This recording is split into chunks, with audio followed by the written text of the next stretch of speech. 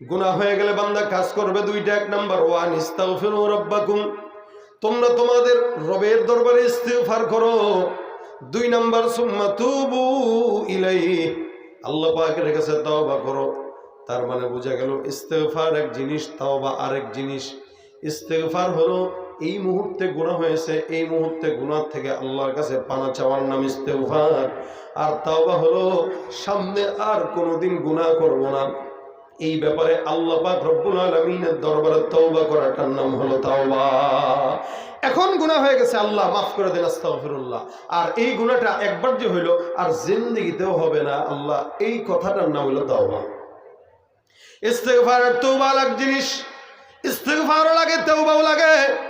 এ মুসলমান নবীর উম্মত, আল্লাহ পাক ডাক দিয়া বলেন, বান্দা এই জন্য ইস্তিগফার তওবা দুটোই করবা। নবী করিম সাল্লাল্লাহু আলাইহি ওয়াসাল্লাম বলেন, কোন বান্দা যদি একবার জবান দিয়ে পড়ে আস্তাগফিরুল্লাহ, রাসূল বলেন বান্দার সমুদ্রের ফেনা পরিমাণ গুনাহ যদি থাকে, আমার আল্লাহ পাক বান্দার সমুদ্রের ফেনা পরিমাণ গুনাহগুলোকেও ক্ষমা করে দেয়। সুবহানাল্লাহ। একটা দুইটা গুনাহ না, সমুদ্রের ফেনা পরিমাণ গুনাহ সব আল্লাহ পাক মাফের ঘোষণা দিয়েছেন। শুধু শব্দ কয়টা? একটা, কি? আস্তাগফিরুল্লাহ। ভাইরা আমার খুব বুঝবেন আল্লাহ পাক বান্দাকে কতটুকু দয়া করেন।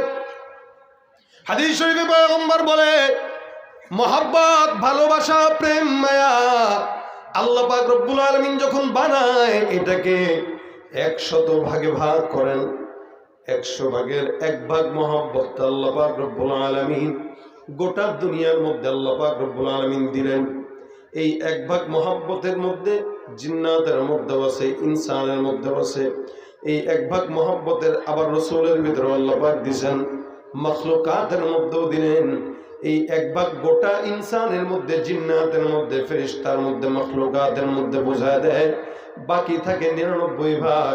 আল্লাহ পাক রব্বুল আলামিন কয়, এই বাকি 99 ভাগ মহব্বত শুধুমাত্র গুনাহগার বান্দাকে আমি আল্লাহ ক্ষমা করার জন্য আমার অন্তরের মধ্যে বান্দার জন্য বরাদ্দ রাখলাম। এত মহব্বত, এত প্রেম, এত ভালোবাসা আল্লাহ পাক রব্বুল আলামিন শুধুমাত্র বান্দার জন্য রেখে দিলেন। এরপরও বান্দা ক্ষমা চায় না, মাফ চায় না। এ মুসলমান নবীর উম্মত, আল্লাহ পাক রব্বুল আলামিন জায়গায় জায়গায় বান্দাকে ক্ষমা করার জন্য, ক্ষমা চাওয়ার জন্য আদেশ করলেন। রাসূল সাল্লাল্লাহু আলাইহি ওয়াসাল্লাম ডাক দিয়া বলেন, উম্মত, তোমরা আখিরি নবীর উম্মত হওয়ার কারণে তোমাদের কোনো পেরেশানি নাই, ভয় নাই। কারণ কি? আল্লাহর নবী উম্মত হওয়ার কারণে গোটা সমস্ত দুনিয়াতে যত নবীরা আসছে প্রত্যেকটা নবীর উম্মতদের আগে আগে আমি মুহাম্মদের উম্মতরা আগে জান্নাতে যাবে। গুনাহ কিন্তু আমাদেরই বেশি। অন্যান্য নবীর উম্মতরা গুনাহ যেমন তেমন করছেন, গুনাহ করার সাথে সাথে আল্লাহ পাক আযাব দিয়ে দিতেন, গজব দিয়ে দিতেন, চেহারায় ভাসত, দরজায় লেখা হয়ে যেত। কিন্তু আপনাকে আমাকে আল্লাহ পাক এতটা সুযোগ দিয়েছেন, যার কারণে এত অন্যায় করার পরেও আল্লাহ পাক নিয়ামত কমান না, আল্লাহ পাক রব্বুল আলামিন জাহান্নামও দেন না, বান্দাকে মাফ করে জান্নাত দেন। শুধু তাই নয়, আল্লাহ বান্দার গুনাহগুলোকে প্রকাশও করেন না, বরঞ্চ ঘোষণা দিয়েছেন, কোন মুমিন যদি কোনো মুমিনের গুনাহ গোপন রাখে, আমি আল্লাহ কিয়ামতের ময়দানে তার গুনাহ গোপন রেখে দিব। আমরা তো মানুষের গুনাহ নিয়ে টানা হেঁচড়া করতে পছন্দ করি, নাড়াচাড়া করতে পছন্দ করি, অথচ নিজের গুনাহর অভাব নাই। আরেকজনের গুনাহ আমাদের নজরে আসে, নিজের ভুল আমাদের নজরে আসে না। এটা হলো চরম বাস্তবতা। ভাইরা আমার খুব বুঝবেন, নবী করিম সাল্লাল্লাহু আলাইহি ওয়াসাল্লাম হাদিসের মধ্যে বর্ণনা করেন, সাহাবাদেরকে শুনায় শুনায় আল্লাহর হাবিব ডাকেন, এ সাহাবা একরামের দল, বুঝবা, রাসূল সাল্লাল্লাহু আলাইহি ওয়াসাল্লাম গল্প শোনাইতেছেন, ঘটনা শোনাইতেছেন।